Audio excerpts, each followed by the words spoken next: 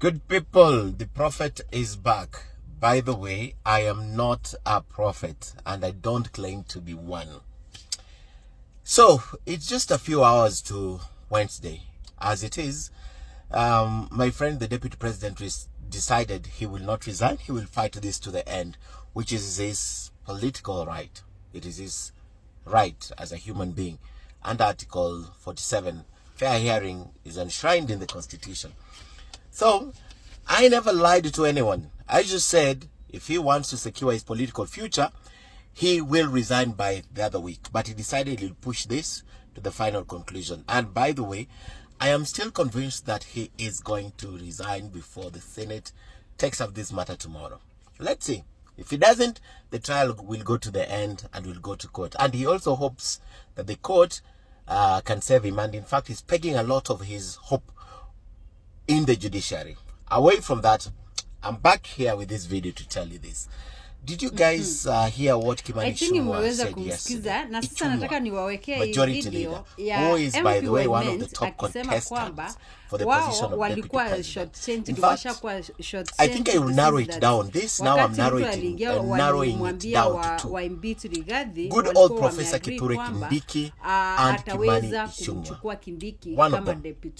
I'm just narrowing. It doesn't have to happen. Me, I'm doing my analysis. You do yours. Acha kupoke holes kusema mimi ni mwongo. Wewe fanya yako, pia tusikie tuone kama you're right 90% of the time, because I'm only wrong 10% of the time, but most of the time I bet I'm right, and a lot of you agree with me.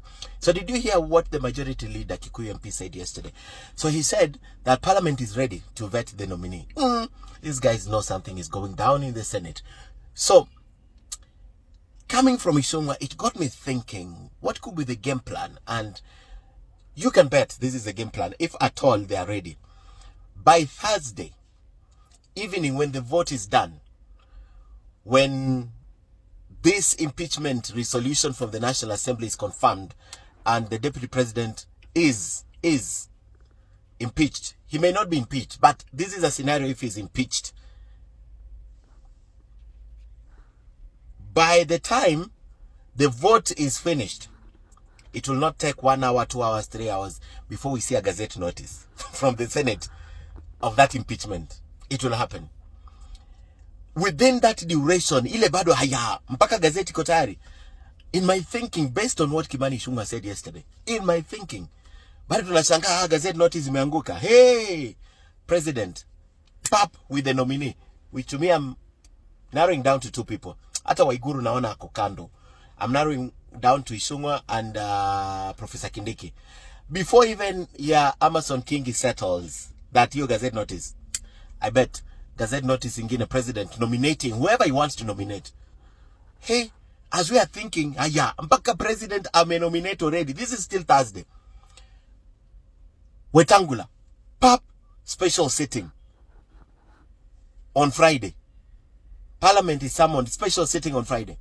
The whole afternoon, they will do their thing. Or half of the morning and the whole afternoon, they will do their approval of this nominee of deputy president. By jioni, before tulale, before nitoke hapa Standard Group, before tulale, National Assembly itakuwa imeconfirm this nominee. On Saturday, tukiamka, mnaona KTN. KTN is saying, swearing in at State House, Nairobi. Hey, the deputy president is sworn in on Saturday. Before it sinks in, Mashujaa Day, Kwale, Sunday.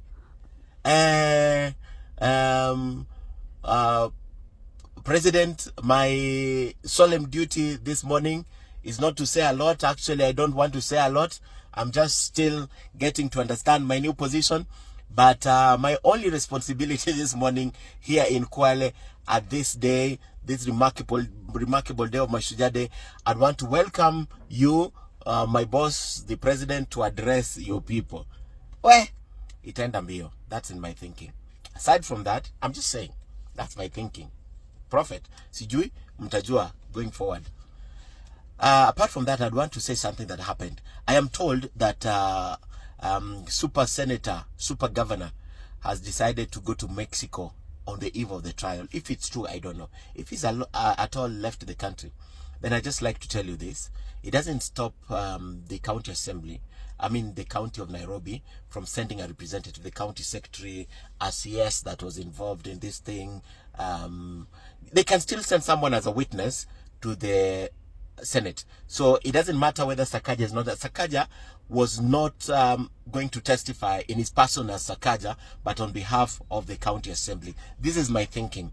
So there's nothing that stops the, not on behalf of the county assembly, on behalf of the county government. So in my thinking, even if Sakaja has left, it doesn't mean that evidence cannot be adduced from the county assembly. All it means is that someone is calling me. All it means that they can still send someone in Sakaja's absence. So it can still happen. They'll send someone. And remember, there are sworn affidavits also from these witnesses that can still be used in the Senate. So that is how it's going to play out in my thinking. I think so you, if you think I'm wrong, you do yours. Fanya yako bwana. Bring it here. Let's look at it. If you'll be right, because you guys will agree with me. 90% of the time, I think I've only missed one. When I said he resigned on Friday. In my estimation, he did not want to go on with the trial. The Friday was because the trial was to begin on Tuesday. And then I said the weekend, Sunday, because I was anticipating if he wants to save his political career, then he'll have to resign before going. But he stood up on Monday and said he's going through with it. It's his right, and I support my deputy president to do whatever it takes. He chose it. All right, let's see how it plays out, and come back and tell me what you think. Bwana Rigathi Gachagua, for whatever reason, and you disagree completely, almost in the same manner that has happened right now, whichever direction it comes from, what are you going to do? I want to tell you, Joe, that what you have said will never happen. It will not happen. It doesn't just depend on you, sir. I want to tell you that I will not allow, for example, my running mate or my deputy president to be humiliated by junior staff. I would not want a situation where clear responsibility. In fact, I have said it as much, and I have said I have committed. Vile alipelekwa mbio, unaona Kuria vile alipelekwa mbio, unaona Kimani hiki kijana ya Moro, young person. Na ningekuomba rais, kwa nini umedestroy career ya young people? Because they had future ya kuongoza nchi hii, but you have destroyed them. And one day you told me that Uhuru have destroyed young people. Uhuru did not destroy young people. You have destroyed young people, future yao na wamama. Ningetaka kusema hivi kwa Dede Nyoro. Tunakuonea 18 ama tunakuona driving mirror. We cannot trust because you are the one who created this problem. Wewe ndio ulianzia shida. Kuwa quiet, hii ni mpango muko naye na rais. Wewe ujifanye hauko kwa hiyo na unakatana na bunge na unakatana na hao watu. Sasa ndio isemekane hii kiti wacha tupee mtu ambaye rais akipeana itasemekana hakuwa na yeye. Na hiyo ndio Dede Nyoro anapitishiwa mlango ya nyuma ndio akuje apatiwe hiyo kiti. Tena ndio aende kula za wapi? Za Murang'a, kwa sababu Murang'a imekuwa completely against him. Mimi naenda kufinish nimalize mambo ya impeachment ili tukue na deputy president mwingine mwenye hata tuletea mambo ya aibu, mwenye hata tuchochea kama mambo ya kabila, mwenye hata kuwa kati yetu na maendeleo yetu. Nikuulize, hawa ni wanyama ama ni wananchi? Mimi nimeshinda Kikuyu leo, hawa sio wanyama, ni wananchi tunatangamana nao. Na najua wale wachochezi, wale uliona wakimobilize watu ile siku ya public participation, wangetarajia na wangefikiria ya kuwa watu wana shughuli na mambo ya siasa. Wananchi ni wananchi werevu. Hata wananchi wa hapa kwetu ni wananchi werevu.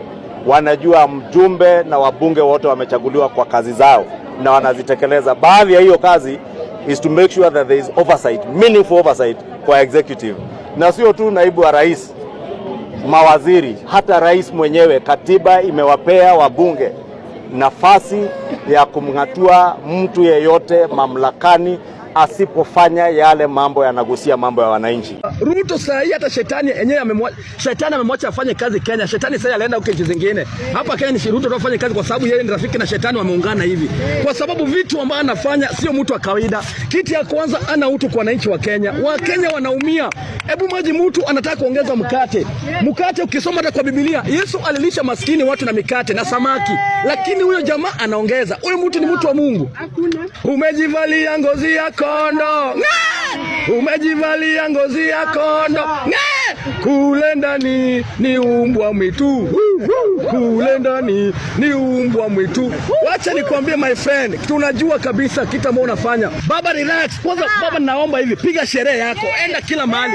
Tulia. Usiwe na haraka na wananchi, maana wananchi wa Kenya hawana shukrani.